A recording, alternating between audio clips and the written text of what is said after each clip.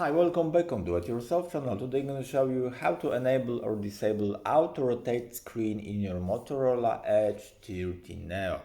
So first of all, go down and search for the settings icon and then scroll down to the display here and now search for the auto rotate screen.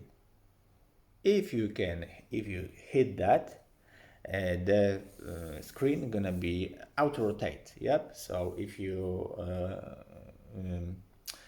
watch some movie, if you rotate your phone, it's being rotated automatically. Yep.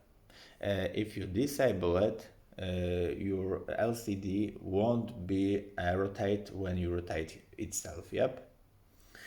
So it's for your own preferences. Anyway, you can hit it in the shortcuts here on the app. There is auto rotate mode. If you hit it, it's been on. If you hit it one more time, it's been off. And that's it for now. I hope the video is helpful for you. If yes, you can leave like, leave comment and leave subscribe and see you by next video. Hey!